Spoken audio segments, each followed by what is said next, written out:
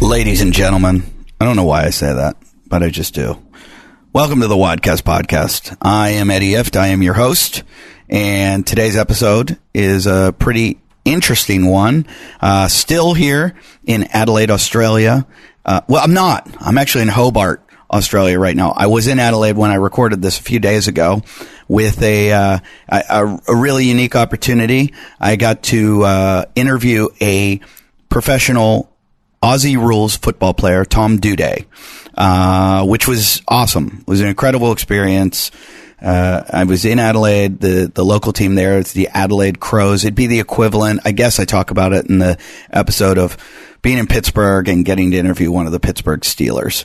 I do like Aussie rules football. I know very little bit about it, so it was nice talking to him, but it's been awesome. We are now into 19.4, I believe it is, which I don't even know if I'm going to do this one. Yes, I am. Watch out, 60-year-old women. I will crush you. How I'm doing, I don't know. They wouldn't let me post my scores because I'm not a 60-year-old woman. But I'll put it on. Check out the Facebook page or the Instagram page. I will be uploading. Still looking for someone to take over the social media for the show, just because I cannot do it. This is so much. You probably think to yourself, how hard is it? You record a show and then you upload it, and that's all you do. But with my travel schedule and lugging around my 4-year-old daughter with me and my pregnant wife, there's a lot of other commitments involving my work schedule that a lot of this gets pushed to the wayside. I love doing the show. I try to put one up every single week, but occasionally things get left in the dust. I'm having difficulty filming, a lot of AV problems, but still getting a good episode up every week. This was a fun episode to do, and it was brought to you by, we got a couple sponsors this week, not only Maya Pucks and Leopard Claw, who take care of you with the soft tissue mobilization device, and then the gook removal system, I call it. That's what happens. It's an electronic muscle stimulator and TENS device that makes pain go away and makes all the bad stuff flush out through your lymphatic system. And those guys take care of us over at Maya Pucks, take care of our guests, take care of our fans. So if you are a fan that donates at least $5 to our Patreon, you can get yourself into it. So if you donate just $5, that's it. That's all you got to do. $5, then we will throw you into the mix, and occasionally I will pull someone out, and they will be our winner that week. And so I'm going to announce right now our winner to be is let's see. Who is it, Izzy? Izzy, who's our winner? My daughter's going to pick it. My daughter. Who is it? She just said it's. So Jeff Haynes, that's your new name. Jeff Haynes, you just got yourself a Maya Pucks and a Leopard Claw, which are, about $450, and all you did was give us $5. So it looks like you are a real winner. Speaking of winners, Hunter McIntyre is not doing so well in the Open. He is not doing so well, and but let's get on to the episode with Doedee. The show is also brought to you by Highlight. And Highlight is athletic clothing wear. I'll get to them later and tell you all about them. They're amazing. And also, who's our other sponsor? Asking my wife. Oh, Tiger Balm. Yes, the show brought to you by Tiger Balm and Highlight, and we will get to them. If you want to come see me live, again, I'm touring. By the time this uploads, my show might be over in Launceston. I got a message from a CrossFit gym in Hobart. I'm going to try to check you guys out tomorrow morning. And then Launceston, maybe. I doubt it, because I got to do a show and then get out of there and fly to Sydney, Australia. We're trying to interview Ricky Gerard if he ever returns my messages. And then it's back off to America. So if you want to see me, probably the best place is go to eddieif.com. You can see all my dates. But I am going to be in Sydney, Australia at the Comedy Store. That's the 28th, 29th, and 30th of March. April, I will be in the comic strip Edmonton. That's Edmonton, Canada. That's the 4th, 5th, and 6th of April. Then I head off to Brad Garrett's Comedy Club in April 21st, 22nd, 23rd. No, I'm sorry, 22nd through 28th. 22, 23, 24, 25, 26, 27, 28. That's a full week. So come check me out there. Then I'm at the Funny Bone, St. Louis, the 3rd, 4th, and 5th. 2nd, 3rd, 4th, and 5th of May. And then I will be at the Comedy Cellar in Las Vegas from the 6th to the 12th of May. And then I'll be... Oh, no, that's not when I'm taking time off. I'm back at the Comedy Cellar in June in Las Vegas. And then the 14th, 15th, 13th, 14th, 15th, 16th, I believe I'm in Atlanta. That's June 13th, 14th, 15th, 16th. In Atlanta, Georgia at the Punchline. And then I'm taking a couple weeks off because going to have another baby. That's right. But all kinds of other dates. Omaha, Wilmington, North Carolina, Boise, Idaho, just lots of dates. Fort Worth, Texas. So check out eddieif.com. Come out and see me. Invite me to your CrossFit gym and I'll come out and work out with you guys and show you how badass I am. But let's get to this episode with, you're going to get to know him now. He is a professional Aussie rules football player. And just let me tell you something. He's a lot fitter than all of you. That's right. Look what they do. His name is Tom Doedee, and enjoy this episode. Oh, by the way, go to our website, wadcastpodcast.com. Use the click-throughs for Thrive Market to get yourself some healthy food. And also, Thrive's got like meats and stuff now too, but I don't want to compete with US Wellness because they got the best meats too. You can click through there. So use those click-throughs. It helps the show. And also give to our Patreon. And enjoy this episode.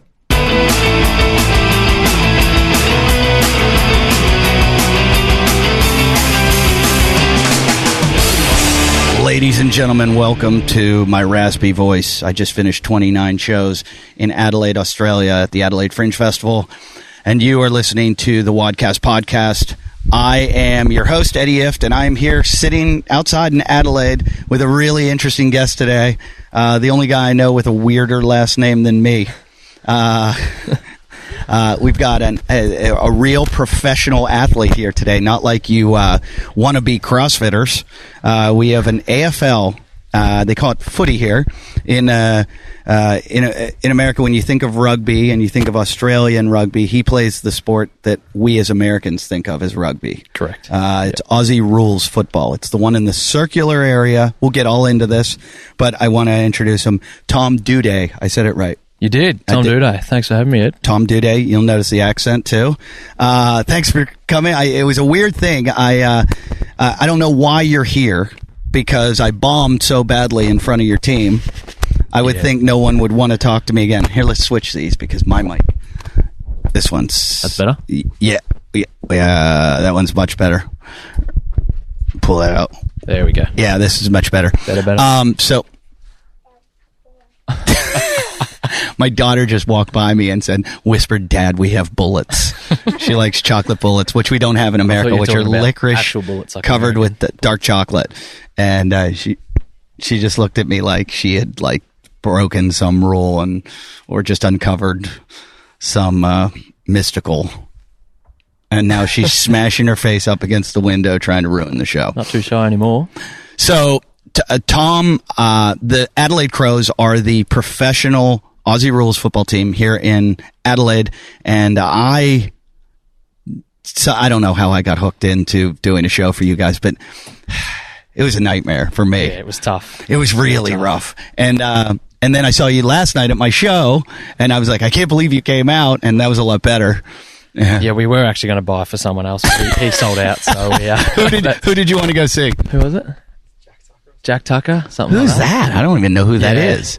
You guys were going to choose some guy you didn't even know over me. That's how bad I was. We got up there and said 2 tickets, and she said just sold out. So we said, what's the next best? And then you popped up. So that's how we got in there. I'm going to put that on my poster. Tom Doedee says I'm the next best.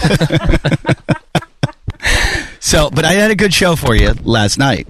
Very good. Okay. Very good. I apologize about all that static. I just fixed it. I figured out what it was. Last night was a fun show, but the show for the team, those never go well. And when I showed up and saw what I was going to have to do, it was like, imagine you have to show up to play a footy match. It's pouring down rain. There's mud on the field. No one in the stands. It was just the worst possible scenario with you guys sitting on beanbags, the whole team, the whole front office, women, children, on the field in their practice facility, which the ceiling is like, comedy needs low ceilings. It needs like a compact room so the sound can bounce and the energy can stay in the room. I mean, this giant like footy facility where there are weight rooms on one side, their rehab facility, and I'm just like, oh, this is going to suck. And as I'm going on to stage, they're like, don't swear too much. That what Brett told her? Yeah. Oh, he was like, keep it clean. I'm like, do you know my act? And it was rough. It was tough. Well, we just finished training. Uh-huh. So that's great. That makes it even better. We've done some weights and stuff, so we're pretty tired. It was about 2:30 or 3 o'clock, and we would have been out of there if it wasn't for you. On top of not having paid to see you, so then if you're not funny, it's nothing for us. So probably the toughest audience you would have had, I reckon. But I've done some prison shows, but that was up there. I'm looking at these guys. I love that you're like, we could have left. Yeah. Well, yeah. But part of me was wondering that about you guys. I'm like, I know it's called a footy club, and I was like, do you guys just hang out here all day long? Nah, so we have a schedule. So we train like a long day is like 7:30 till 4:30, and that's like twice a week. Then we've got a couple of half days and then a couple of off days, but it's pretty much get into the club, do what you need to do training wise, and then if you need any physio or anything, get out. But right. You don't hang around. So what's a full day? What's the most you'll spend there? How many hours? So in pre-season, which is the equivalent of like a training camp, yep. We have 3 days a week is probably 7 o'clock till 4:30, 5 o'clock. That's like a real job. Yeah.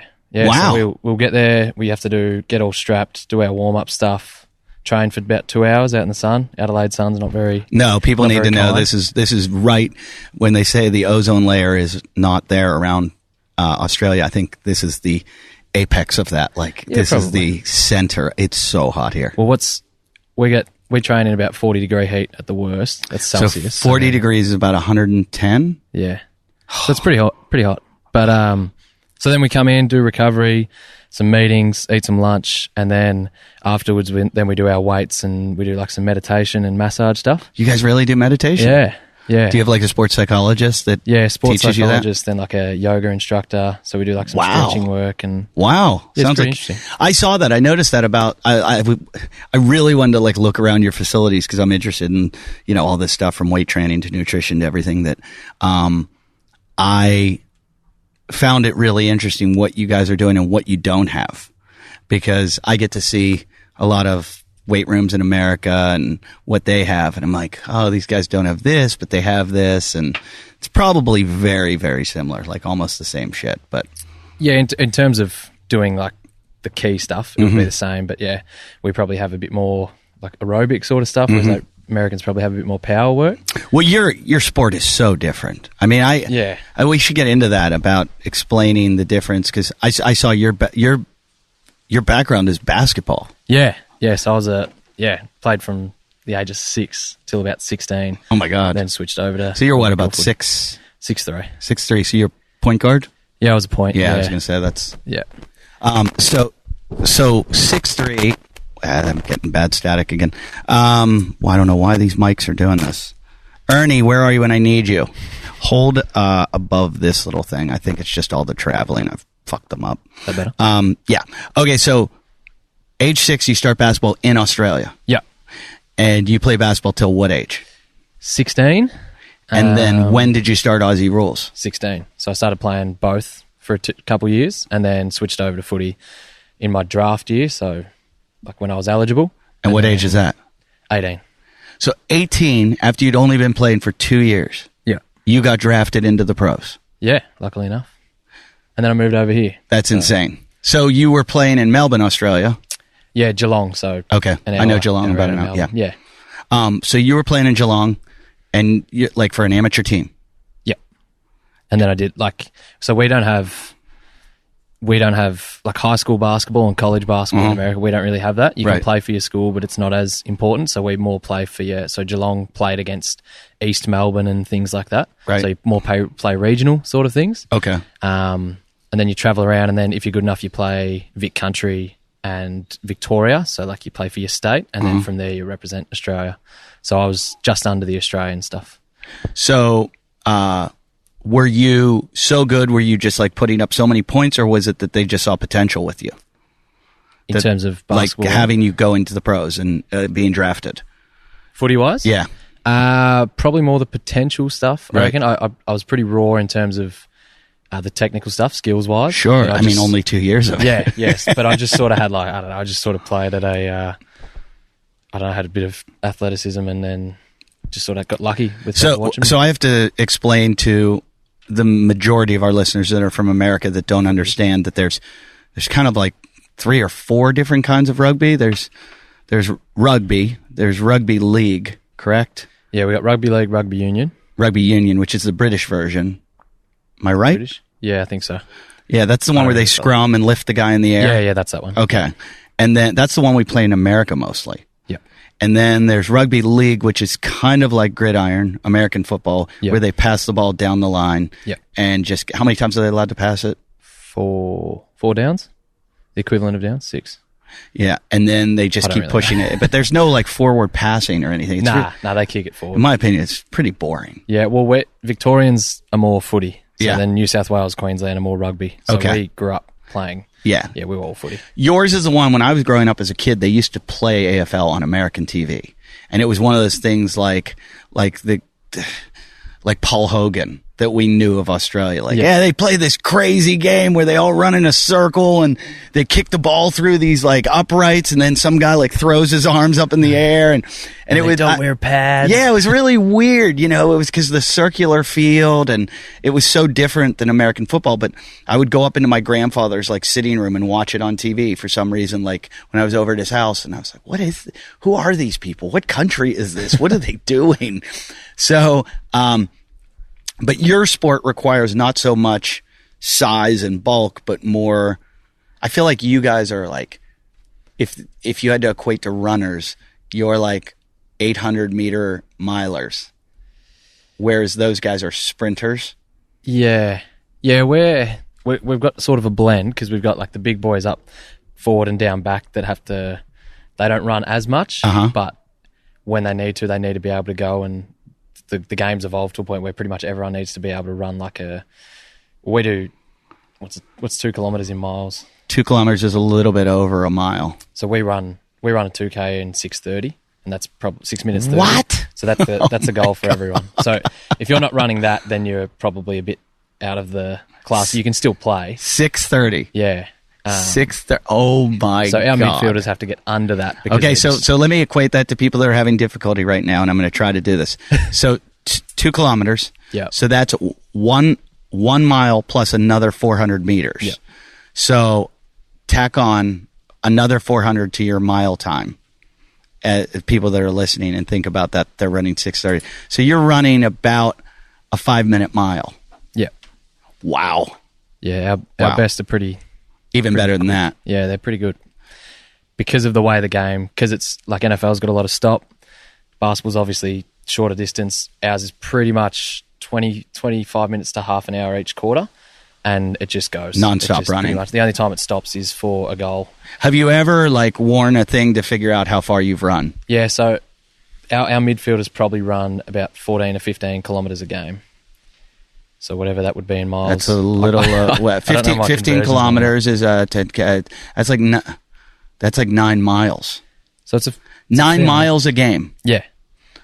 Wow. With all that tackling and sprint efforts and jumping and all that sort of stuff. So. My God. I can't even run 9 miles. I've been get a few doing breaks. 5Ks here every weekend. My buddy runs them and he's really good. And I thought I was better than I am, but I watched a guy the other day in a stroller, pram as you call it, run by me with not one baby in it, but a baby and a kid on the back. And I was like, how slow am I going right now? This guy just went past me with 2 children. It was flat, but I was like, still. And it was just and then at the end, I was like, all right, I'll sprint the end. I'm going to pass this dude. And then he had a kick too. You did get near. I couldn't get him. 9 miles. I knew it was a lot. Yeah. But that is so much. So how much of a break do you get? You get halves and quarters, or what is it? Yeah, so I don't actually know the exact breaks, but it's around about like 5 to 8 minutes for a quarter, okay, and then maybe 15 for a halftime break. Wow. It's pretty similar to NFL in the sense of quarter time, halftime breaks.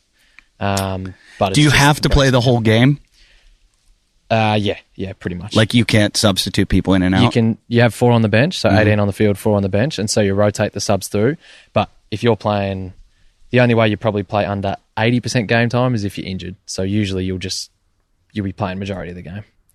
That is insane. I just did not, I knew you guys ran a lot, but jump. So what's a workout like that they do for you guys?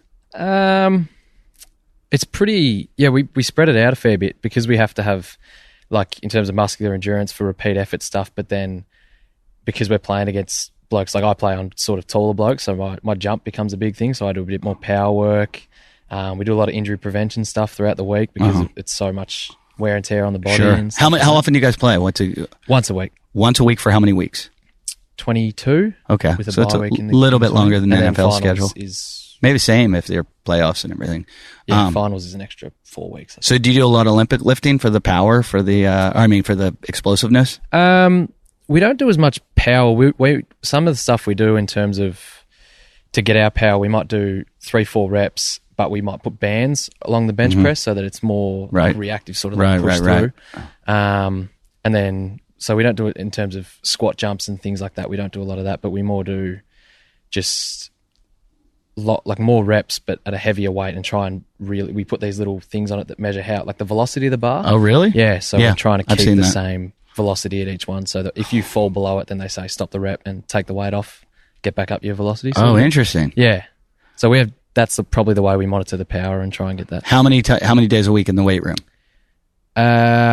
If we have a 7-day break, it's usually 2 upper body, 2 lower body. Oh, that's good. Yeah.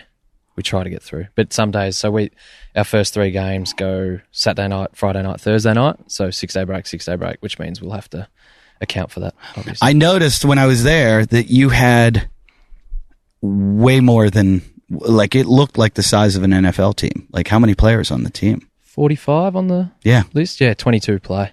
And then we have a reserve side that play as well. And so do the reserve guys get to dress for the game, or do they not even go? Nah, they don't. They just sit up in the stands and watch. Oh, that's got to suck.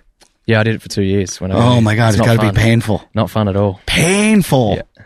Oh, my God. When I started stand-up comedy, because you're what, 22? Yeah. I started stand-up around that age.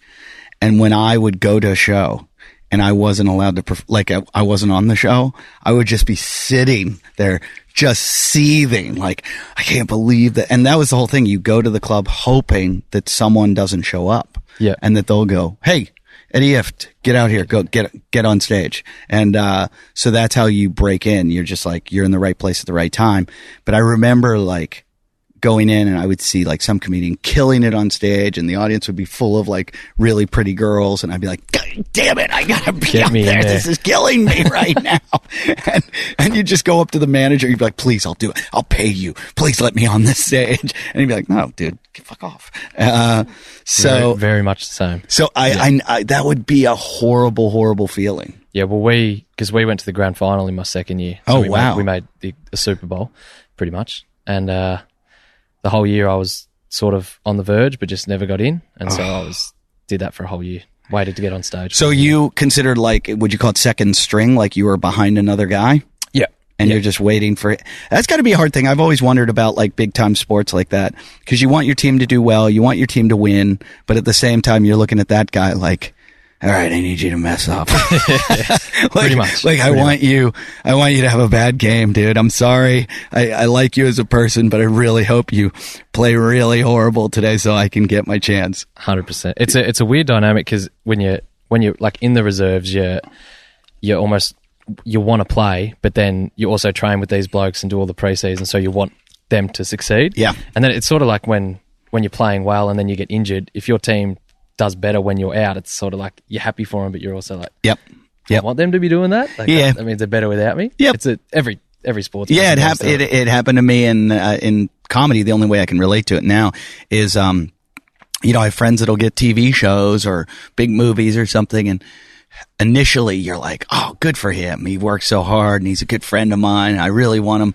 And then he starts getting like 2 and 3 and 4 movies and 5. And then you see him like buying a boat and you're like, all right, enough, slow down. Hey, exactly. Like spread the wealth a bit, you're not that funny.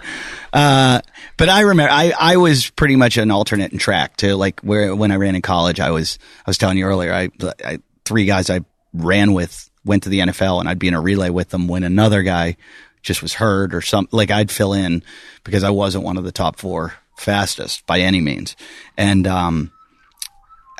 I just was never into it like you are, to that extent of like professional, like I never made money doing it. And I just can't imagine it. The only thing I can relate to it is doing comedy, in that like there's only so many guys on the schedule and there's only so many guys that get this festival, and so it is, because when it becomes your living, it's even more intense. And you've got family and friends asking every week. Brutal. Are you in this week? Should I get you my fantasy team? Brutal. Like and then that. they tell you who their favorite player is, and that must just burn you. You're like, nice, thanks. You see like a relative wearing their jersey, and you're like, what are you doing? You're meant to be wearing my jersey. Yeah. It's like when, people come to see you and they would rather go see Todd Jackson or whoever it was you were Second in line. I literally have never heard of this person. If you said, oh, we're going to go see Akmal or Will Anderson or something, I'd be like, oh, okay. You were going to see someone I've never heard of. I hate to say it, but like all the good ones were sold out. All right, so was I. I sold out last night. I think we sold your tickets out. I think we Did you really? You were the last yeah. ones? Oh, that's why my friends didn't get in. Yeah. No, I had 4 friends that I was going to sneak in the back door, but I've been creating quite a fire hazard in there. What about the that lady that just kept yelling out at you? She was a little drunk. Yeah, I think so. Those She people loved that you, do though. that, they come up to you afterwards and they're like, I'm a big fan. I'm like, well, then why don't you shut up during the show and listen? I had them 2 nights ago. They were yelling at each other. Like one heckler was yelling, and then another one started, and then that one started yelling at that one. I was like, all right, I can leave. Let them get up on stage. Hey, I'm sorry to interrupt this episode, but you'll be happy I did, because this is something that could be a huge help to all of you. You're all out there. You're all working hard in the gym, and I know what it's like. I think I'm a serious athlete. I train really hard, and I work out too hard sometimes, and I don't want muscle aches and strains to stop me. So what I've been doing lately is using Tiger Balm Active before and after I work out. How about that? It's designed for physical, athletic people like us. We push ourselves and pain happens, but there's no reason to feel the pain. If I can make the pain go away, let's make it go away. So here's what I'm going to do to you. I want to recommend to you 3 of Tiger Balm Active's pain relief products. Here's what they are. They've got a muscle rub, all right? So it gets sore muscles ready to go for peak performance. It's not like other rubs. It's non-greasy, and it's a pre-workout warming cream. So you're just going to apply it. It's going to get you all warmed up, and you're going to get in there. You're going to work out, and it's not greasy, which is great. They've got a muscle gel, which is what you're going to use for your post-workout cool down. It's not a sticky gel. It's got like a cool to warm sensation that helps with muscle fatigue and recovery. And then there's the Tiger Balm Active Muscle Spray. That helps relieve pain in those hard to reach areas. You know what I mean? Those hard to reach areas. Get in there. It's easy to apply, and it's great to use on the go. So you can spray it where you need to spray it, if you know what I mean. And I've been using this lately just because, well, I'm an old man. And anyone, though, if you're working out hard enough for muscles, you're going to feel the pain. And a lot of times you're going to go need to do stuff, and things like if you got delayed onset muscle soreness and you just know what it is those micro tears, and it's just a process that you have to go through. Well, if you have to go through it, why go through it with pain? So, spray this stuff on there, or put the muscle gel on, and you're not going to have to worry about it. You're going to feel good. So we all know that the pain happens, but suffering is optional. So start using Tiger Balm Active like I do. And here's the good part. You don't need to order it. You don't need to call anywhere. All you're going to do is go to your local CVS or Rite Aid store and pick up your Tiger Balm Active. Do it now. Get yourself some Tiger Balm Active from CVS or Rite Aid. I need to talk to you about High Lead. I can't say enough about these clothes. High Lead is a company who I've been wearing their stuff lately. Their shorts are awesome. Not only are they completely functional for functional fitness, but they look way more than functional. They look cool as shit. They are amazing. I've been wearing their shirts too. The long sleeve shirt is maybe the best shirt I've ever worn for, when you go to the gym and it's a little bit cold and you're like, I don't want to wear a t-shirt, but I don't want to wear a hoodie. I don't want to wear pull-up.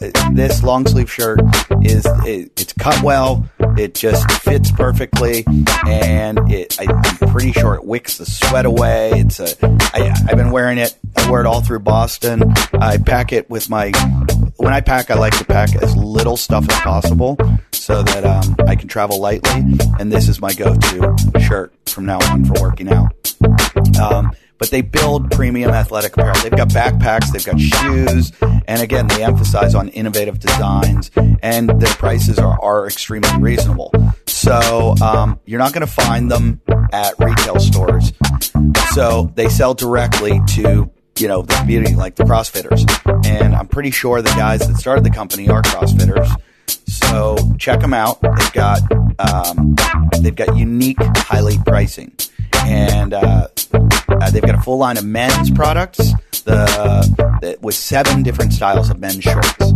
So check out their website. They have 7 different styles of shorts. I forget which one there's 3 that I have, and there's one that I wear all the time. I've got to look on the website, which is highlead.com.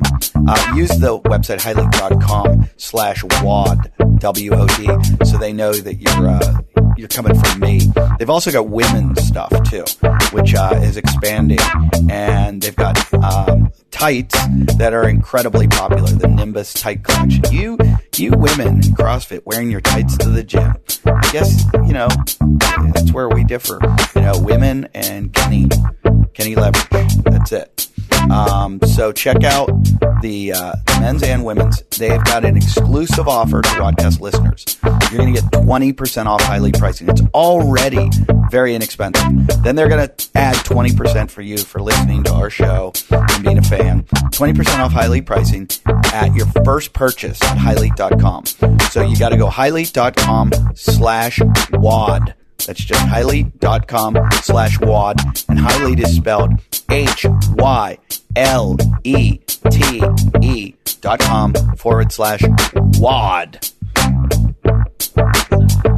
Well, let's get into it. You are in Adelaide is the size of Pittsburgh, I think. I've been to Pittsburgh. Oh, you have? I have, yeah. That's my hometown. Oh, there you go. I was going to ask you that. And about a little over 1 million people. Yep. Is that what Adelaide is?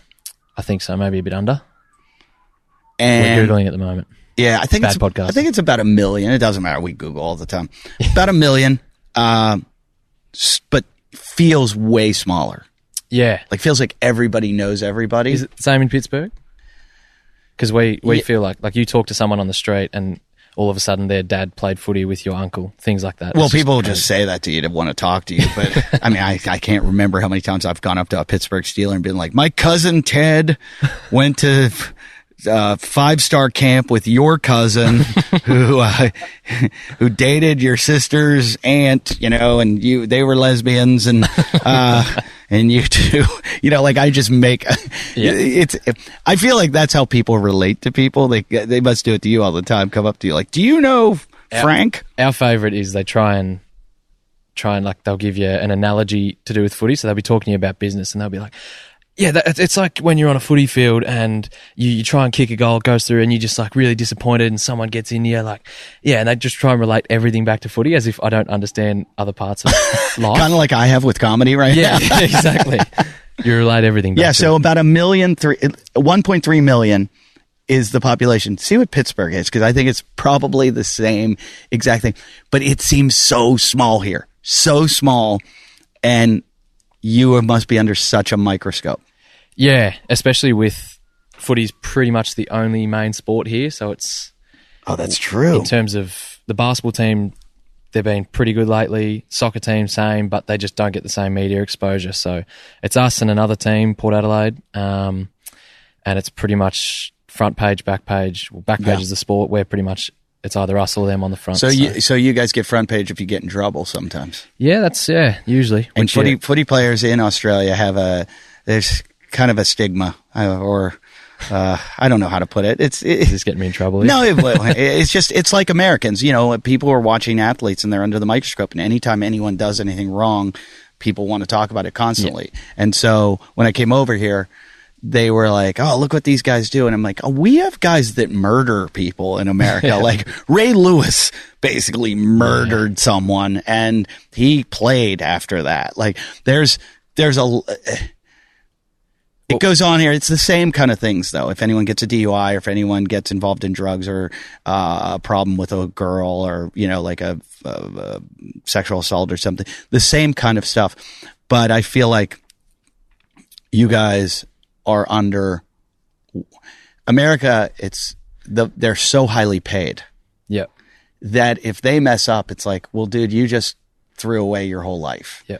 Where here, it's like you just ruined the whole city. Yeah, because it's more of a what's like the average pay here for a footy player? I think we have a rookie list, which is sort of like a practice squad, and if you take them away, it's around 300,000 a year. I mean, that's insane. That's not even starting salary in the NFL. I think the most is on about 1.2, maybe. See, I like that better because I feel like you guys play because you love the sport. Yeah. More than in America where it's just a business. Well, you can set, in terms of like setting your family up, you can't retire. A lot of people won't be able to retire on what they make and just live off that. Right. But you can start to property investment, things like that. Right. Do they do that with you? Do they have people, advisors and everything? A lot of off-field. They're starting with our AFLPA are really encouraging, same as the NFL, like they don't want people to retire and then spend a year gambling their money away or wasting it. So it's sort of studying, going to college, doing things like that. That's pretty much what they're encouraging now. The NFL had that problem. I mean, if you've ever seen the ESPN 30 for 30, have you ever seen the one about them all losing their money? I mean, my father-in-law made at his top when he played in the NFL I think he ended in the early 80s, he made $160,000, that was like the top he was making. So it's like, what'd you start at? He had summer jobs. He worked as like a bouncer at bars in the summers while he was in the NFL. Yeah, that's out. And now that's unheard of. Your starting salary, I think, is about $450 or something. Yep. So the top guys are only making about $1.5 million. Yeah, and you talk about how getting off your rookie deal sort of thing. So we got off our rookie deal in 2 years. So when we get drafted, we get 2 years of guaranteed contract. And then, do you use an agent? Yeah. Okay. Yeah. So it's in terms of like signing bonuses, guaranteed money, like the NFL has. We don't really have that. It's pretty much what you sign for is what you get, and then whatever is in that digit, that's it. Is there incentive to like win the grand final? Yeah. There's I think per final game played, like so per finals, you get and then match payments, things like that. But it's not about the money. I feel like with you guys, it's about... It can't be, because if you're not 100% focused on the sport and love the sport, you're not going to last enough to make the money worth it. It just doesn't see. That's why I like it over here. I like that mentality. But it has gotten a little. I've been coming to Australia for 12 years, and it seems to have gotten a lot more commercialized since I've been here. Yep. Like, we're trying to follow you guys. Yeah, and I hate that. Yeah. I went to the stadium the other day. I did the Adelaide Oval where you guys play. How many is that seat? 50, just under 55,000, I think, or maybe just over 50,000. Okay. In between there somewhere. We did the climb. Yeah. How was that? Did you lean off the edge? No. Why not? Because I was like, that's dumb. Like, it's exhilarating. If I lean, have you done it? No. I did risk versus reward. So there's a climb, like you go up and there's like, you just follow a railing and you're strapped in. Yeah. But still, I said to the guy, I go, if I fall off, you can pick me up and pull me. He's like, well, we have these ropes and then we'll call the other people to come. I'm like, so if I fall, I'm screwed. Like, I'm just going to be dangling from this cable till you guys figure out how to get me down. He's like, and there was a girl with us. She's like, yeah, I'm not trained to do that. I'm like, what is it? And they're like, don't fall. And I'm like, yeah. So there's one part where you get over the top of the stadium where they actually have seats on the roof at the edge to sit on the roof and watch the match. It's pretty cool when you look at in terms of being on the field and then looking up. You're like, look at those idiots. What can you see from up there? But yeah, so people buy those seats and sit there, but they have this little thing where you can walk out and then lean off and hang by your cable and kind of by your feet, and it looks like you're falling. And I just did this risk versus reward. I go, well, okay, the risk is that I fall and I'm dangling and I'm going to have the most stressful time of my life while they're trying to pull me back in. The reward is I'm going to have a photo that's going to get me 2 Instagram likes. Yeah. So I think I'll pass. You didn't see? They put me in the paper. When was that? I was in the Adelaide Advertiser, I guess, which is your local paper. And I'm clinging to the railing in like total fear. And all the other comedians were with me and they took everyone's picture leaning off. And I was like, you idiots, you're not getting to get in the paper. Be funny. So I did, but it was interesting, but I can't believe people sit up there and watch the game. There's not anything like that in America that I can think of. No, because we're not idiots. Yeah. You guys are like, you're Australians. We know that about you. When you come to me, oh, mate, let's fucking climb up there and we'll see how we can sit. I was on a bachelor party once. Oh. And in America on a Lake George up in New York State. And we were drinking all night. We went to a pub and we're drinking and one of the guys gets sick and has to go to the hospital. Like he got a chicken bone caught in his throat. So he takes one of our cars. We had 2 like minivans and he leaves. So now we don't have enough seats to get everybody back to the house, the cabin in the woods. And there's like 14 of us and we have these 2 minivans.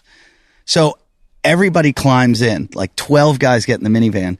And this Aussie guy that was with us climbs on the roof. Yeah. And he goes, come on, let's go, mate. And I'm all drunk. I'm like, all right, let's go. And I climb on the roof knowing that the driver is drunk and is smart enough to know, like, even though we're out in the country and that it's not smart he's not going to drive. He's had a couple drinks. He's not going to drive and risk getting caught. So he's not going to let these guys on the roof while he's driving because that's going to get him pulled over. Nope. He just takes off down the road going 7 miles, and it was 7 miles back to the house, which is like, I don't know, 4K, 5K.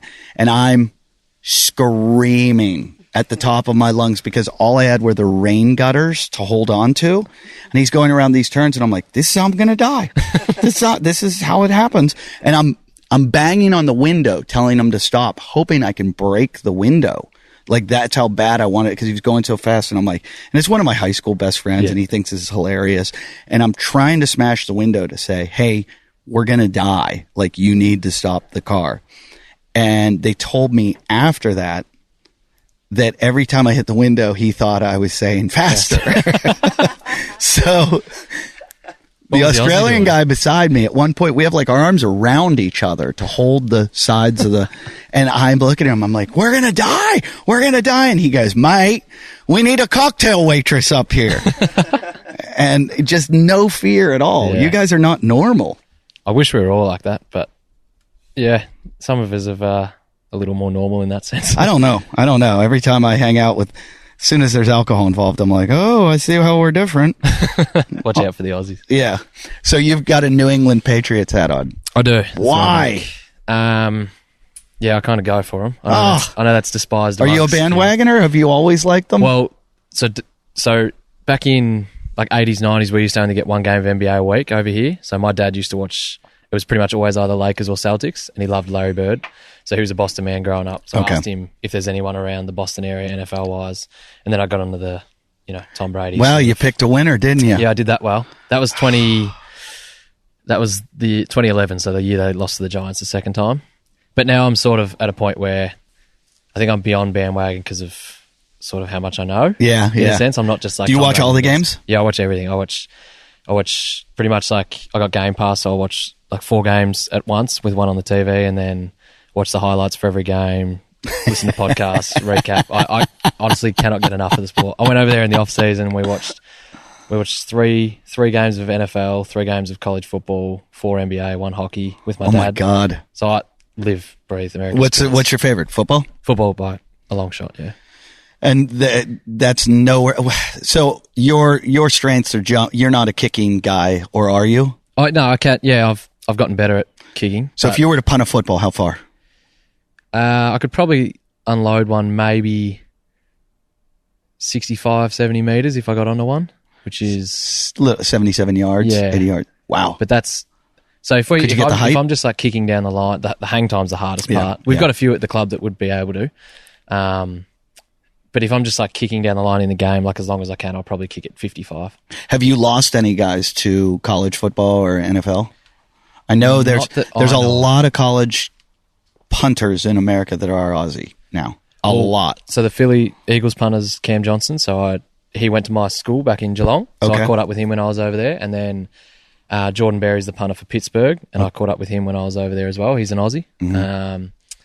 Edwards at New York Jets is an Aussie. We've got a few over there. And then in college there's tons. It's almost like they wheel around and kick on the right and left. Like they don't just do the natural punt. They kick what we call the drop punt, which is when it spins backwards.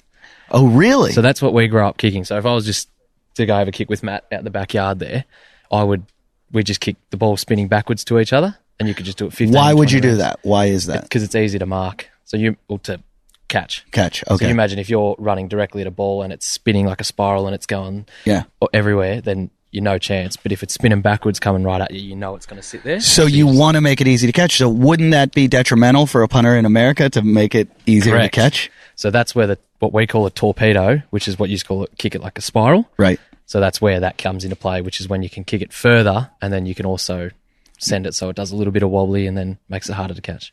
Because the worst position in America, which is what I played in high school, is catching that ball and knowing that there's 11 guys coming to murder you. I always wondered with that because I've never played it, but I'd kill to play a game of NFL. When you're doing that, are you looking down the ground seeing if there's a bloke's got like the gunner's gotten free, or are you just watching the ball and hoping that you know when to catch it? Probably the 2 guys on the sides have probably broken loose and are going to be good chance they're the quickest to get you. Yeah. And so luckily they're the fastest and the smallest, but you're going to catch and you're probably going to go straight up the middle where the bigger guys are going to be. So it's this like, do I go to the outside and get caught quickly? Yeah. Or do I try to go for more yardage and get smashed up the middle? And the worst part is when it's a lot of hang time, you're looking up in the sky. I used to do a bit about this, but you're looking up in the sky and you can't see, like if there's a fair catch where you can say, hey, like you can't touch me. I'm not going to try to run. But if you want to, and that's your goal and that's your position, that's what I played a lot. And the way you do well is you catch that ball and you go. Yep.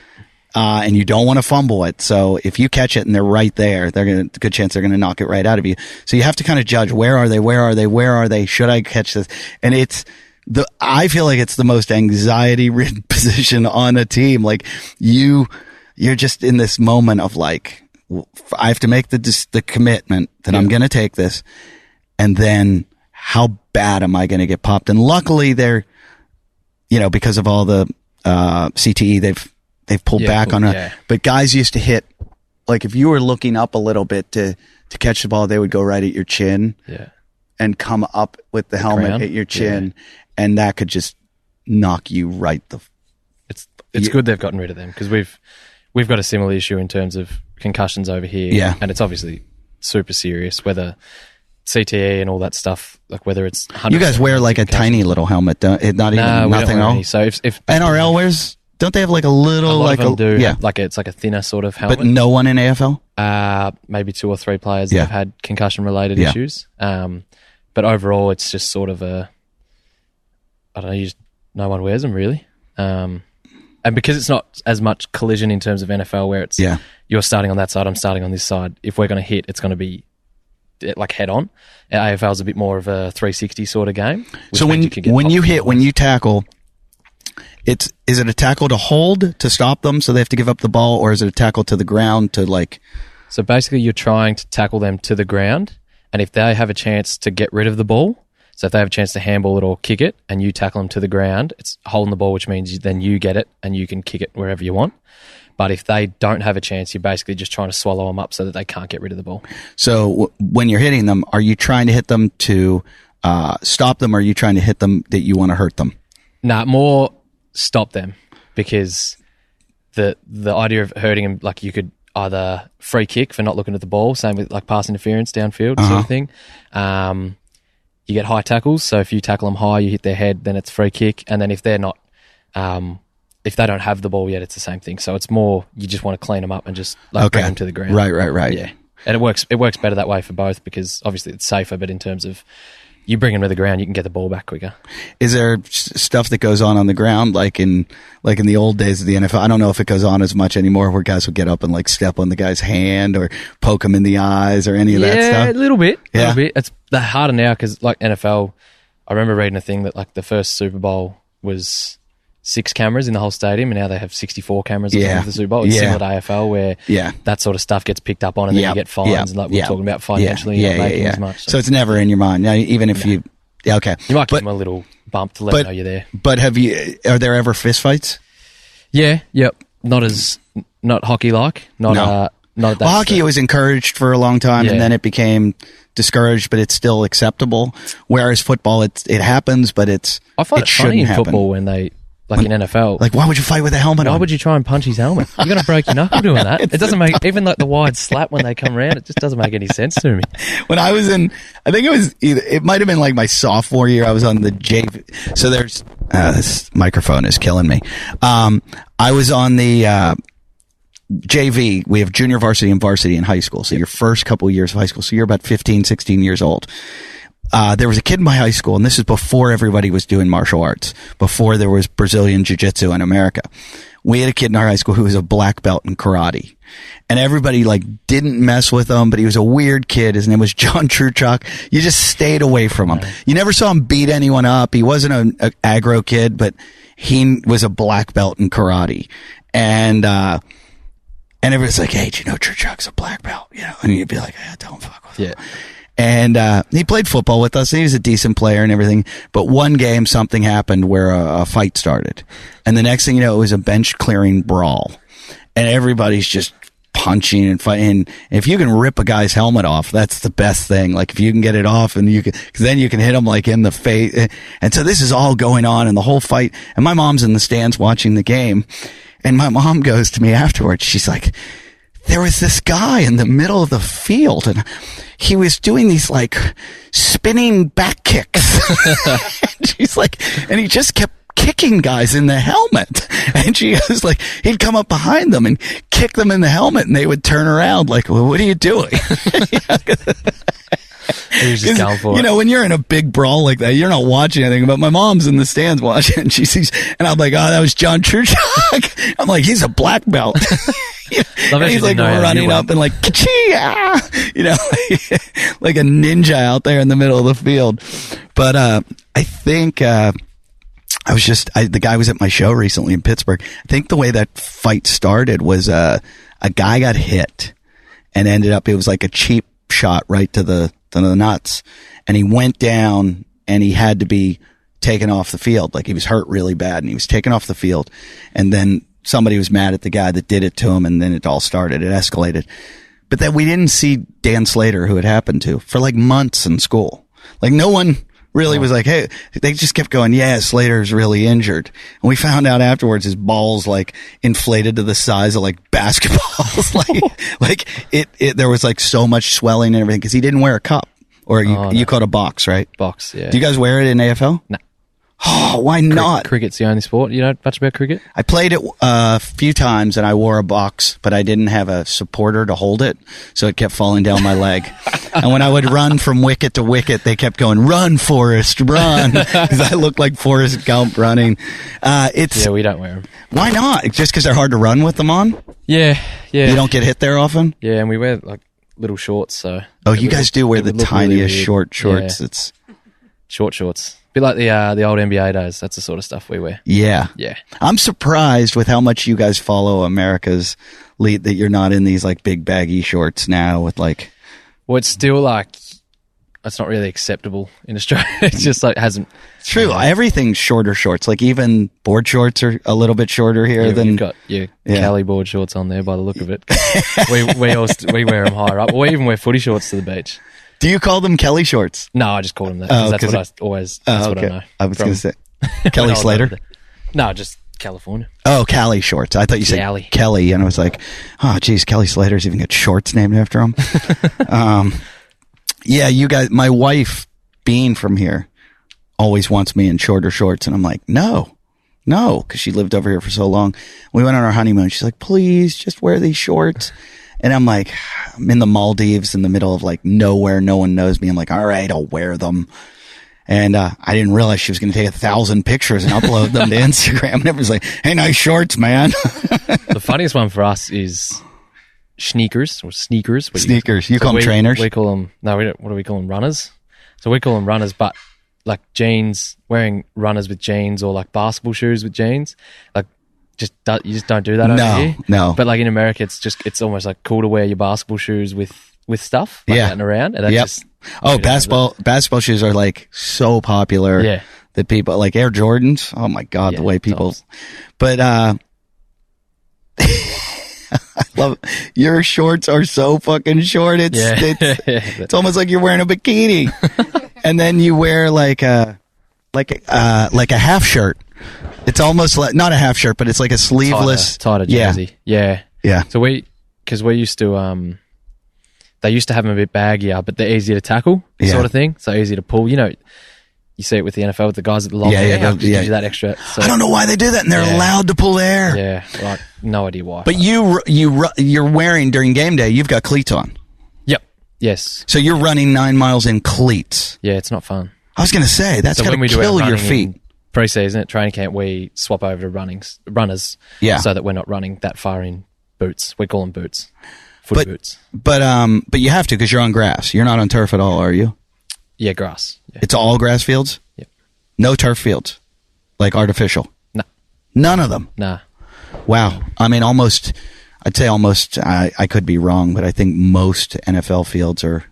No, they used to be, and then they switch back to like because of all the burns. And stuff. But there's a type of turf now that's almost the same. It's almost the same, and like I've practiced on it where it's got like this like crumbled black like we had it rubber upstairs at the club. Yeah, is that in it? It's almost like a dirt inside of it. Yeah, I think some of them. I could be wrong. They could all play in grass now. That's how much I pay attention to the NFL now. I think a lot do, judging from what I've seen. All grass? I think so. A lot of them. Except, the Coliseum's funny, the Oakland Coliseum. Yeah, well, I guess when they're indoor, they got to play on turf. They can't grow grass in there. That's true. Although, no, don't worry. You really want to play NFL football, don't you? No, I know a lot. Like Arizona, how they wheel the grass in there. Your size, you could play wide receiver. The role I play, I reckon I'd be a good safety because I more like roll off and read the play. Like I try and read what the guy's going to do with the ball. Now, you're a fit dude. Have you ever seen the size of an NFL safety? No, I'm thinking more of not like a box safety, more like a sort of. Oh, like a cornerback, almost like a cornerback. Like a corner. Yeah. Maybe a corner / safety transition. Anthony Dorsett ran on my track team, Tony Dorsett's son. Yep. He played in the NFL. He bench pressed 455 pounds. 455 pounds. Yeah, on a good day, maybe. Yeah. Nah, what is that? What is that in kilograms? That's it's about 220, I think. Because you do about half. And then do you have anyone on your team that can do that? Nah, probably not. I reckon You know what? He was probably even one of the strongest on that team. Yeah. Like that, he was by far. Yeah, that's 204 kilograms. He was the strongest on our team. I mean, it was ridiculous, the guy. But he also ran a 10 300 meter dash. Yeah. I mean, but you've got it too. You are too. Like, to play in AFL, you have to be. What's your vertical? Do you know? Nah, not sure. I'm so surprised they don't measure that. Yeah, well, they do it at our combine, but I can't remember. Did you go to the combine? I did. Yes. How'd you do at the combine? Pretty good in the end. Yeah. What are all the events at your combine? So we do an agility, like run around posts sort of thing. We do a 20-meter sprint. We do a beep test and a 3K, 3 kilometer. So what's the beep test? The beep test is basically, it's like, how far is it? About 20 meters? It's about 20 meters, and it goes start level 1, 1, beep, start level 1, 2, beep, and you have to just keep running continuously, and it just builds up as you go along. So 1, 1 is like you've got 20 seconds to get there, and then once you get to level 14, it's like 5 seconds. So you're just basically pinging up and back, sprinting. So wait, it's getting faster. Yeah, you have less time to get there. Yeah, so it just tests your sort of repeat effort, your speed, and then just your aerobic ability to just keep running. Oh my God, that sounds terrible. 20 minutes or something if you go well. And is it back and forth, or is it just up, back, up, back? And what are the distances? I think it's 20 meters. So I think you just go on 20 meters up and back. So you can just walk out 20 meters, put a cone at either end, start the beep test, and then just start running. That sounds brutal. So you do that, and then a 3 kilometer run the next day. At least they give you the next day. If they did it the same day, you'd be dead. I know. Well, no, not if you're a CrossFitter. Those guys can do like 4 workouts in a day. They do. In the CrossFit Games, they do, I think, about 3 workouts a day. That's crazy. The workouts, every one of them, you'd go... They're crazy. They are crazy. Yeah. Some of the stuff, even like the lifting they do in terms of technique-wise and the different exercises are just so cool to watch because they're just so different. They've gotten good. They've gotten really, really, really good at the Olympic lifting. Popular too. Yeah. CrossFit. The gymnastics, I'm surprised they haven't gotten better. They're really good at walking on their hands. Yeah. I'm surprised they haven't... The ring work haven't gotten better with how much they do it. But running, a few of them are pretty good, but I'm surprised they're not. I would imagine you guys would, in most running events, be able to smash them. Yeah, and then the lifting would be... They'd kill you. Yeah. They'd kill you. They'd wipe you off the floor. It's obviously specific to what sport you're playing because it'd be so hard if you so put specific. a CrossFit or even like a tight end or someone, like you could say, they'd be stronger than everyone in the AFL, but we could just like run circles around. Yeah. Try and keep up with us. Yeah. But then you put us in NFL, like if I caught a slant over the middle and I got popped, I'd be done. I reckon I'd be out for the year because I just haven't got the build of those sort of blokes. And just the way they figured, like I used to watch a lot of football and slowed down, but the way they used to hit to now it's about getting the ball. Yep. And they're so good at that, like the athleticism. Peanut punch. Yeah, it's amazing. It's phenomenal. And just, because I remember playing, it was just like, all I have to do is get that guy down. Like that's, and if they were like, yeah, get him down, but also get the ball out of his hand before you get him down. It was like oh, wait, I'm having enough hard of a time getting this guy, so I don't know how these guys do it. But how long's your season? I mean, like you're when you start from, like, how much time do you get off? So we finished in September. And then because we didn't make finals or playoffs, we had an extra few weeks. So we had about 10 weeks off to go travel, do whatever. And then our preseason started early November, and now we're just rounding into round 1 now. So you really only got like a month and a half off. Yeah, or you get only 1 week off, and then you have to train 3 days a week throughout your break. Wow! So they give you a schedule to make. So they keep you going year round. Pretty much, yeah. When's your vacation? Well, you have to run on your vacation. So I was running in parks in Pittsburgh, and it was torrential rain in Chicago, and I was running like up and down near the Millennium Park. And so what would a workout be when you're on your own? It builds up throughout, so it might be the first one's a 3K session, so it might just be a little 7.5 minute run around the oval, bit of a kick to kick, and then some light running. And then by the end, you're doing 10 to 12K sessions where you're doing 3 sets of drills, 2 sets of conditioning running, some like all this different stuff that they just throw in there to try and replicate what a game's like. And you have to do it on your own if you're not with the team. Yeah, pretty much. So I had my dad in America, so I was like kicking to him and he was kicking back to me. Sometimes my partner joins in, and that's always a fun How are you experience. at kicking? The ball just I get extra Ks when she kicks to me because I'm chasing it around the whole time. But it's good because you're away from the club and you're enjoying yourself, but it's also at times tough because you got to get up early and do a gym session. They do that with NFL guys. Those guys are allowed to work out on their own a lot. And I just had Buddy Morris on the show, who's the Arizona Cardinals thing, and he weight coach, and he was strength and conditioning coach, and he was saying his job is to try to keep them from being injured. Yeah. And like he was saying, these guys are just such great athletes at that point, as you are, that there's not much they can do to build them up and condition them at this point. It's more of how do we keep them ready for game day without, like he was all about asymmetry and trying to prevent injuries. And it wasn't like, hey, we're going to put 50 pounds on your bench press. Hey, we're going to make you this much faster. It's, you're at that point. Like you got here. Yeah. Now it's, let's keep you game ready every week. And I was amazed at how much time off, because they're all about recovery and letting these guys recover a lot. Yeah. And he said, like the intensity of what you go through, like I can't imagine. Like they go through probably, more brutal injuries. Maybe even not, because you guys aren't wearing pads. I mean, but their pads, the helmets, and broke my collarbone last year, so similar thing. That's a painful one. Yeah, not fun. I don't recommend it. I've heard that's one of the most painful. Yeah. So we have some pretty shitty injuries as well. Yeah. What's the most common injury? Knees? Knees, I think. Yeah. Probably knees. Yeah.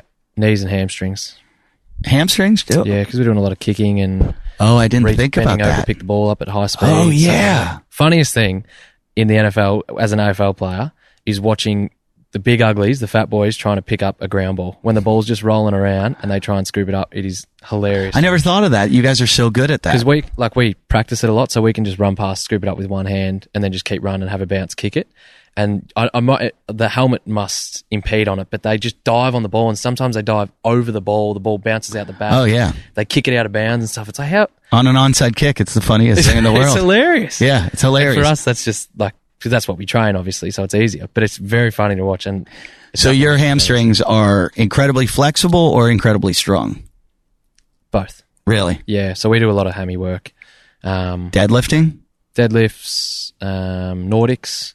You see Nordics where you're on your knees and you tuck your heels, like get someone to push your heels down, and then you like fall forward. Yeah, we call them hamstring push-ups. Yeah.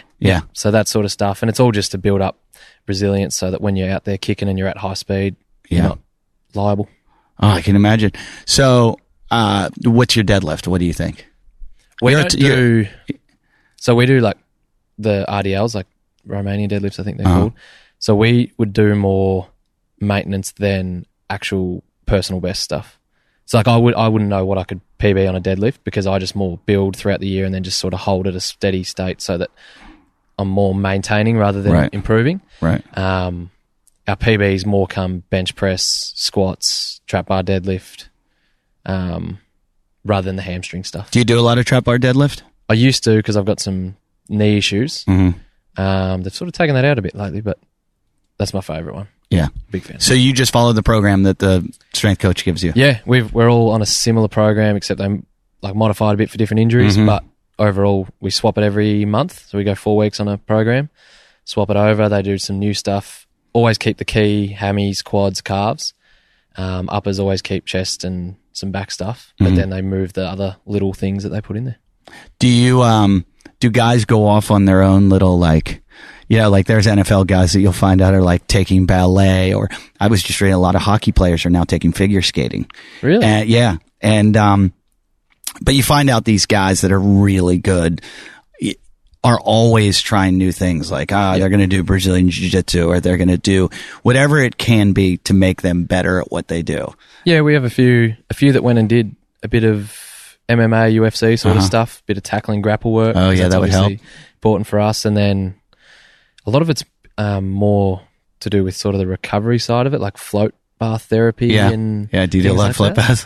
Yeah, like things like that. A lot of blokes like. Do you have a float bath at your place? No, we have one just across the road that's close to us that we can go and use for, I think, the club pay, but yeah. Yeah, you think. I think. I hope so. Otherwise it's coming out of my bank. The gym I go to here in Adelaide, Mode Fitness, James Newberry is, it's about, I think he finished like 10th or 12th in the world last year. I'm probably off, but he's one of the fittest guys in the world, and he's right here from Adelaide. He used to play Aussie rules. Yep. And, he's like number one right now in Australia. He just won the Australia CrossFit Championships at his gym down. I don't know. I take my little scooter down there every day. I don't know. Little Lime scooter? I take a Lime. Take a Lime. How dorky do you look in those? Oh, you look shocking. I saw your Insta video. But it's so fun. It's so fun. You can't not smile when you're on it. You're like, I look like a douchebag. You just can't. There's no way of like, ding, ding, hey, ladies. But they're so much fun. We've had them in America for a long time, and they're new here. But I saw a Lime scooter down there, and he's got the float tank, he's got the sauna, it's like his own personal, just like, I'm gonna get better and be the most fit man. He's incredible. He's a freak of nature, and he's incredibly, incredibly fit. I mean, I'd say he's not the strongest guy in the world. Like, there's a lot of stronger CrossFitters, but that just shows how fit he is. And I think it comes from the Aussie rules football background of, just being able to go with his, endurance. And I don't understand how you guys do that. 9 miles. I didn't realize it was that much. Yeah, it's a lot. And you feel it after the game. You feel every bit of it. When you switched from basketball to AFL, were you like, what the hell is this? Sort of, in a little bit, in a way. But I was also, when you're in juniors, you probably don't run as far because it's more, you stick to your position in the ground. Whereas when you go to AFL, it's a lot more movement, and you got to stay with your bloke in a sense. So I was tired, but I wasn't as tired. And plus, when you're young, you feel like you're invincible at times. You're just cruising through, playing 2 sports. If you had to run a 5K, what do you think you could run it in? I have no idea. Come on. Well, I don't know. I ran a 3K in like 10:20, 10:15. So, and then I ran a 2K in 6:30. So if you put that together, maybe 17, 18. Is that too much? That's so fast. It'd be more than that then. It'd be more than that. I'm not that. I'm average. Not average, but I'm all right aerobically. I mean, you're not going to win races, but that's still faster than anyone I know. It's like, it's still, to me, that's ridiculous. But that is what your sport is. That's what it calls for. I can't believe you don't know. I'd love to know your vertical. I'd love to know that. You might be able to find it. I don't know. Yeah, let's Google it. I'd love to know what it is. We have a guy, we've had him on the show a bunch. I was telling Rory about him, Rory Sloan, who was supposed to be on the show and just keeps blowing me off, Rory. Well, then I'm second in line. You're my new favorite Crows player. Even though Rory's come to my show 5 times, and he comes to my show. He doesn't go because he went to some other show that was sold out. Yeah. Good work. Slowly. I kept looking to Rory when I was doing the gig too, because he's been to so many of my shows. You were asking him for. I was like, Rory, what should I do? Like, I'm dying up here. Help me out. Well, that would have had to have been the least responsive group. No, I've bombed way worse than that. Yeah, we will have anyone that comes in and does speaking, like public speaking about resiliency, about anything. We don't really give a whole lot. We're just like a bit of a quiet group. So when I saw you walking in, I was like, this bloke is in for it here. He's in the shit. And then it worked out. I got some laughs. It was like, I'd get a laugh, then a joke would die horribly. Then I would get another laugh. But it was just like, I didn't know what. When I brought up, there were a couple of subjects I brought up that you guys looked at me like, shut up. Do not talk about this right now. And I was like, oh yeah, I forgot where I am. Nothing? Struggling to find it. But No. it's definitely, it will be online somewhere. Yeah. I wouldn't be as high as some of the blokes. I You're was the watching jump girlfriend? other You day. should know it's vertical. Don't you measure it? He was in the top 10 for a few things at the combine. Oh, wow. The I think maybe it was vertical. agility, I feel like it could. I feel like your basketball background would give you a good vertical. Yeah. And we had a guy on the show, Ryan Flaherty, who is head of Nike training, and he takes all the NFL players into the combine. They go to camp with him in San Clemente before the combine, and he works on one of their them, bench yeah. press, their agility, their 40, and their vertical. And he does a couple. You should look into his stuff because he does a couple. He's big on the trap bar deadlift. He's Yeah. big on this machine that they use to increase their vertical. It's an Is it old the time. Pit shark sort of thing? Is it like... It's where it's like weighted until you jump, and then it allows the weight off of you. All right. So it's only an eccentric movement. Yeah, I right. believe I get that wrong all the time. Eccentric and concentric. Was this double leg? Was this two leg? The relative vertical jump. Relative vertical jump, whatever that means. Not a running vertical So that jump, relative but- is like if you're standing there, they measure where your hand is, and right, then, whereas yes, absolute. you don't include, it's not from the ground, it's from the tip of your fingers. Okay. So then it's another. Yeah, what you go from where you measure the tip of your fingers to where you can jump up to. Yeah. And then, so Whereas absolute's just Tom was in the top 10. He was Top 10. Top 10. How many guys in the combine? 11. 9. I just found one. 8 centimeters. That was in 2000. 58 centimeters. 68? 68. 68. Okay, And that now was we in 2000. now we need to convert this. I have a converter on my phone. Does anybody else have one? 60. Just ask Siri. Go, Siri, what's 68 centimeters? I don't think my Siri works. Mine, We're not big Siri I could fans. practically say it from it. What is She's here. what is 68 centimeters? This is going swell. 27. It's 0.68 meters. Wait. Okay, 27 inches. 27 I was going to say Gee. inches. 27 So inches. that's not a lot compared to... No. No. I'm better off one leg than I'm off two. You can dunk a basketball. Yeah. I assume very Yeah. easily. I was dunking pretty clean, and then I went to play footy, and now I'm like... I haven't Can't tried in a dunk. while. I've got patella tendonitis in both knees. Do you really? So if I try in an off day, I'm just like, yeah. What do you believe the patella tendonitis is from? Overuse? Yeah. It's what usually causes it, and I played basketball. I was doing basketball 6 nights a week for a long time. While you were playing footy? And then I was doing footy and basketball for 2 years where I was going pretty much every night. So Yeah, I've had the patella tendonitis just from overuse fun, in is it? CrossFit. No, it's terrible. And I did a lot of things to work on it. I'm sure they've done everything with you to Yeah. try to fix it. have you ever had jabs and stuff in there, like cortisone? No, I'm very anti-cortisone. Really? Yeah, I just think I think when you're using cortisone, you're putting off. The pain is there to tell you something's wrong. Yeah. That your movement's not right or something's Yeah. happening. And so if you've got to play in a game, well, then you have to take the shot. Yeah. But I feel like it's saying, hey, you need to fix this movement. And I go to a couple PTs that'll show me some stuff and be like, you got to fix this. You're doing something wrong. Yeah, I had it in my right knee for a long time. CrossFit, it started with CrossFit, and I was like, what the hell is this? And I'd walk into the gym, and I used to ice it all the time. Yeah. And I'm now on this, I've listened to this guy, Gary Reynolds, who talks about not using ice ever. He's a big believer in not icing, and it's just all movement. It's all about flushing the blood. Yeah. Do you guys use like electronic muscle stimulators at all? Not Like to flush regularly. the blood? Not regularly.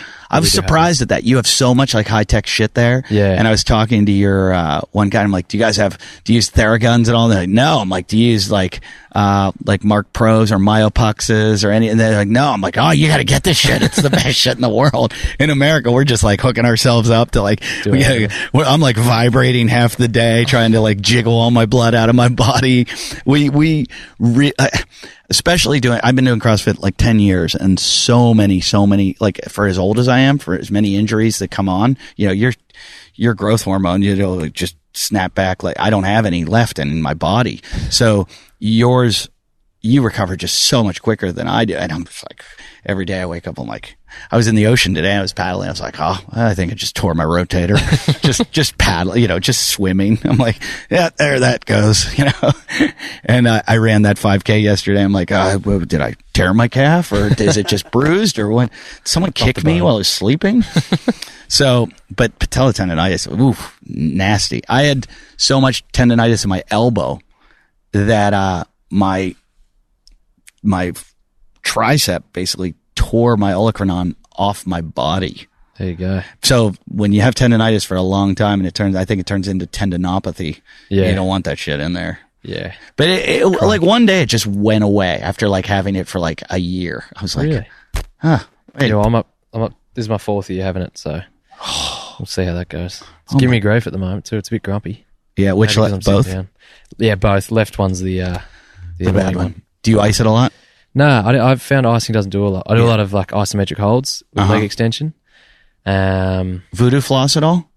What's voodoo floss? Like the bands around your... Oh, yeah, I think we call them Spanish squats. Are you talking like you sit back into it? No, you take it's like almost like a rubber elastic band and you wrap it around your leg and basically like cuts off the circulation and it moves the tendon back into the place that it's in.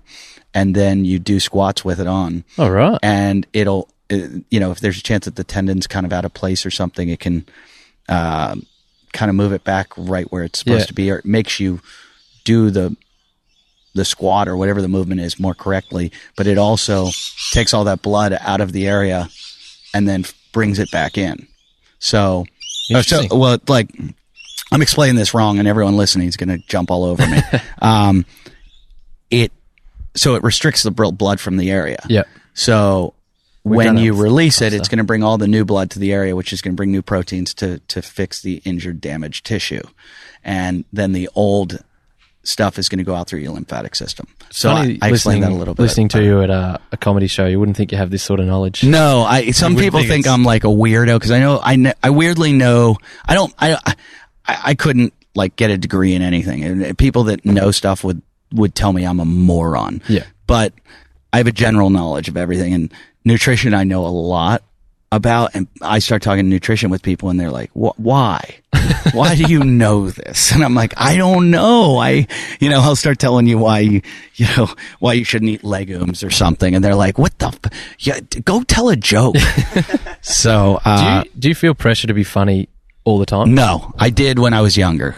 Yeah. Now it's like, now that it's my full-time job and I make a living doing it, it's like, you can separate it. Yeah. Cause I love this guy to death. But when I was younger, I was like acquaintances, kind of friends with a guy named Zach Galifianakis, the guy from The Hangover. And when we were younger, Zach was on 24 hours a day. Like if you ran into him, it was just like joke. You couldn't have a conversation with him. There you go. Because it would just go into a joke. And everything was a joke. And I was like, oh, this guy, it's like exhausting. And I wanted to like be friends with him, but I couldn't. Yeah. And now I've run into him a few times since he's been successful. And now you can have like the best conversation with him. And he's a super nice guy. But I think that there's probably a lot of people that would say the same thing about me. They're like, oh, he was so fucking annoying. And that was last week. No, but there's it's insecurity. You're like, oh, I gotta entertain these people. Yeah. And then as you get older, you're like, I don't give a shit what anybody thinks of me. So you stop doing it. Just get to that point. Yeah. But I try to be entertaining, like on this show. I'm just looking how long. I feel like I'm taking all your time. No, we're good. What were you doing today? Where were you guys?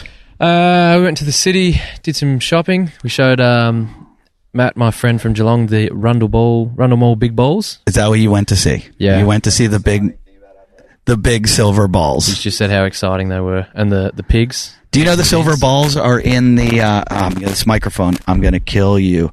The silver balls are in the song Adelaide by Ben Folds 5. No idea what you're talking about. Ben Folds had a house here and lived in Adelaide. And the balls got a gig. And he, in the song Adelaide, he mentions Rundle Mall and the balls. And I'm listening to the song. I'm like, you got to be kidding me. And for those of you listening, on their mall, where their shopping district, they have 2 spherical giant metal balls, one on top of the other, that are probably, I don't know, like 10 feet in diameter. Yeah, something like One on top of the other, and it's just for no reason. And it's They're just there. It's the most iconic. Like New York has the Statue of Liberty. Adelaide has some balls. It's like not a ringing endorsement for Adelaide, is it? There's a lot more to Adelaide, but it's just Adelaide's you great. You kind of just have to see them. Adelaide is a great city where the whole city has like low self-esteem because they always talk shit on their city. Melbourne's the opposite. Melbourne's like, we're the greatest city in all of Australia. Yes. Oh, wait, do you like us better than Sydney? Because we're better than Sydney. And then Sydney doesn't give a fuck. They're like, Sydney's like, Chilled. whatever. And we're pretty, you like it? Good. If you don't, we don't care. And Adelaide's like, you hate it here, don't you? I'm like, no, it's great. And they're like, come on, really? You really like it here? And I think it's a great city. But it is a weird place. I mean, did you want to play in Melbourne because you were from there? No, so because I only played a few years, I wanted to go anywhere. I just wanted to play AFL. Yeah. Because like I only had a dream. I didn't even really have a dream to play AFL. I was just like, played 2 years of footy and basketball and then thought I'll just give footy a go. So if I'd have gone Perth, Queensland, anywhere, I was didn't happy. care. Yeah. So then when I got called out to Adelaide, I was like, here we go. Let's see how this goes. You now, like, what's your goal now? To stay in as long as you can, or win a championship, or what is it? All the above? Well, yeah, pretty much just keep doing what I'm doing, trying to keep getting better, and then obviously win a premiership. You don't play a team sport to not win a premiership. Yeah, well, we call it a premiership over here. How the Crows aren't doing so well though, huh? So we were in it 2 years ago in the grand final, and then this year, well, the year just gone, we didn't make finals, so we had a bit of a lull. Is that just because you were riding a high? Injuries, a bit of a grand final hangover, a couple of things that just sort of popped up, but not as if the list was depleted. It wasn't as if we lost. So when you made the grand finals, was it like the biggest deal? Like when you were walking around the streets, did you feel like, because in America, if you're in the Super Bowl, all the eyes are on you. Well, we play the grand final at the same ground every year. We play at the MCG, which is Melbourne Cricket Ground in Melbourne. We don't play, like, the Super Bowl swaps every year. We don't. And so sort of Melbourne's used to it in a sense. And so, like, you know how NFL teams stay at a hotel and they like lock off the streets and stuff. It's not like that. You just sort of, so we flew over on the Thursday night. I think the team flew over on the Thursday night to play on the Saturday afternoon. So you pretty much spend 2 nights in a hotel there, and because I wasn't playing, I didn't get to walk around. So it's just like another game almost. Yeah, except the parade. They do the parade before the game, and it sort of takes a bit of your day, and then obviously media's next level in terms of scrutiny and interviews and stuff like that. So you try and treat it like another game, and the boys tried to, but it can get into your head a little bit. Yeah. So how long does a guy usually last in AFL? How long? I think the average is 3 years. Really? That's it? Yeah. But I mean, when guys stick around for a while, how long do they stick around? Probably about 10. If you have probably an 8-year career, you've done well. If you go 10 plus, I was going to say it would be hard to hearing what you have to do for 10 years. Mm. I'm just amazed by, do you know who Jaromir Jagr plays a hockey player? Yeah. He just ended his NHL career, I believe, either last year or the year before. And he's, I think, 47 years old. That's incredible. That is so incredible. Considering what they go through as well. I'd put them up there with, like, you guys in football for sure, of what they're going through. But Brady's how old? 42. That's incredible. He's lucky in the sense that he doesn't get touched as much in terms of getting popped because of the new rules, but it's still, to do what he's doing and winning Super Bowls is... Look, I can't fall down. Like, if I fall down, there's a chance I'm not getting up. Yeah. Like, just falling. Like, when I ride around on that Lime scooter, I'm worried about if I fall, this is just going to hurt so bad. And I'm going to be like limping for weeks. You need to get on the TB12 method then. What's that? Oh, his You need workout. the pliability and the shakes and avocado ice cream and all that. Get on that. That'll help you. I got to see that too. Has his wife gotten him to go vegan? He's like almost vegan. I think there's just certain foods he doesn't eat like during the season because of the like acids and stuff in them. Oh, he's all Like about strawberries, I don't think he inflammatory. eats Yeah, strawberries. the nightshades or Yeah. whatever it is. So he's got a. What's your diet like? Do they prescribe you a diet? If you, Em's just rolled her eyes because I don't mind a bit of How chocolate. many We call blocks it, of chocolate do we have in the fridge right now? yeah, a few blocks of chocky. We call it. Do you ever call it a chocky? No, but chocolate's not that bad for you. So we call it like. We don't all call it. I just like the sound of chocky, so I have a block of chocky, it's not that bad. chocky biscuit, chocky bicky. What's your So diet wise, I'm pretty healthy in terms of like I'll wheat bix, like Wheaties sort of thing Yeah. in the morning with some muesli and fruit, and then lunch we get provided at the clubs always like high carb rice, pasta, stuff like that. Really? You guys do high carb? Yeah. Are there any guys that are like fat adaptive guys that are on the keto that are Yeah, there's some. There are some guys that doing it? Get some plans and with have to all eat. that running? Yeah, have to eat a Interesting. little I'd bit love less. to see how So they that's try and working go out. the salad route, like a burrito bowl rather than the wrap sort of Yeah. thing, things like that. And we got some blokes that in the off season have a propensity to sort of blow up a bit, so we That's funny. we have to watch out for them. But I'm surprised though that they go high carb. Oh, well, I just would. it's mainly just because of like we talked about how much we run. Yeah. It's like a marathon runner. You know how they can just eat anything whenever Right, they want. right, You right. just got to keep loading it up, otherwise you just feel Right. fatigued. Yeah. That's really, really interesting. I'd love to see. Some of the boys eat a lot of food. Really? Yeah. Do you eat a ton of protein though, or do you stay away from Yeah, it? yeah. So we more do. So we'll do like the carb stuff before main trainings and games, and then Afterwards. night off we're eating a lot of protein, of like Yeah. chicken, fish, stuff like that. We're trying to get as much in as we can. Lean, but you're not going like big like steaks or anything. No, I try to stay lean, but a few of the boys don't mind what we call the golden arches. I just ate at Sean's Farmers. Kitchen last night and had a big steak there. Is I it had good? Yeah, it's very good. We were Sean, going to go there for our anniversary, but Em got a bit crook, so we didn't end up heading there. Aw, you should have come with us. We went. Imagine that. We went for my wife's birthday last night, and we couldn't find a babysitter, so little Izzy showed up with us and was dancing around the whole restaurant. And I'm like, "Can you stop?" And She's not mine. we went a few years ago, and Sean had us there and had us eat. Like, he has a table in the kitchen. Yeah. So we sat in the kitchen, and they just kept. You got to come on. You're big. Crow's I'm guy, not you got to there hook yet. yourself I'm not up with there this. They came and like cooked for me and just kept bringing me food, and they're like, try this, try this, try Really? this. Yeah, it's really good. It's good food. I had a big ribeye last night. I ate the whole thing, no problem. I will shove so much protein in my face, it's unbelievable. My colon is probably it probably looks like a rusty muffler. It's the amount of meat that I've eaten in my life.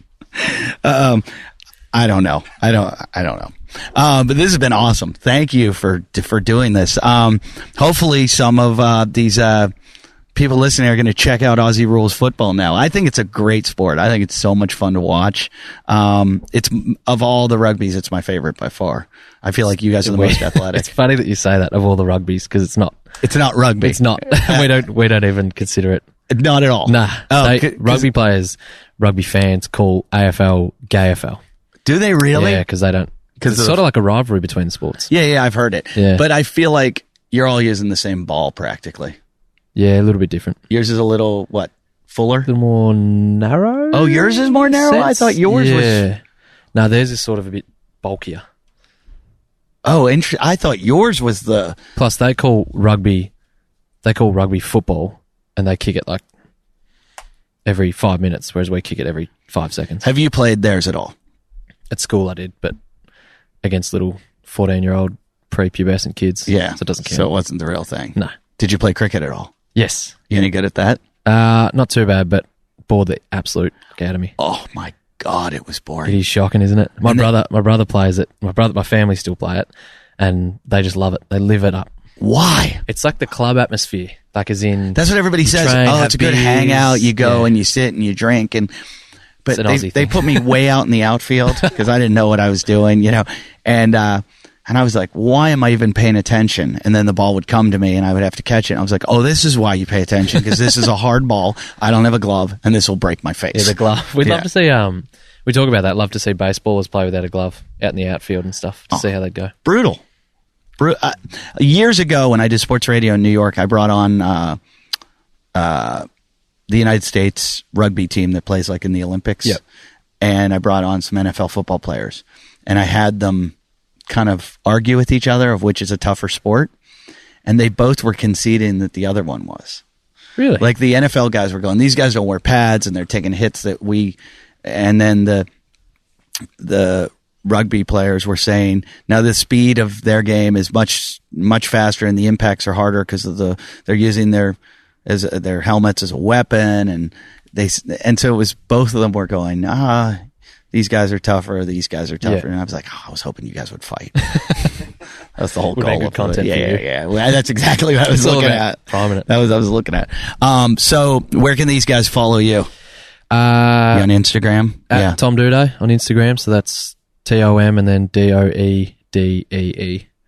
So Doedee doesn't sound like a Do they yell anything in the crowd when you score or anything? Or I get a bit of like dudes and stuff like that, but not a whole lot in terms of chants or anything. There's a couple of weird ones that I just don't want to. Yeah. They're a bit more embarrassing. Imagine if. Yeah, the shit I get. Oh my God. Well, it's been awesome. Matt and Emily, thanks for stopping by too. I really appreciate you doing this. It's, I like to break it up and not talk about, how much you snatch or clean and jerk every week. So it's really nice to talk to somebody that plays a real sport. The CrossFit Games, I'll get into it. We're in 19.4 is right now, 19.5 next week. Yeah. We do these workouts once a week, and I'll show you the workout after this that they're doing, that every week there's a competition for 5 weeks, and the winner goes to the games, and the winner of every country goes. So if you're number one in your country, you get to go to the games where they'll have like 200 guys compete, and then they'll eliminate, and they'll get down to like 40 or 30 or whatever it is. I don't know that's why Armin was here. My partner on the show used to know every statistic and every, I can't provide that. No, but these guys are freaks of nature. But, you'll see the workout and you'll go, oh, that's totally something I would never want to do, because it's so out of your wheelhouse. But at the same time, if I took CrossFitters and showed them your workout, they'd be like, oh, fuck this. But they're masochists, so they'd be like, I'll do it. So thanks for coming.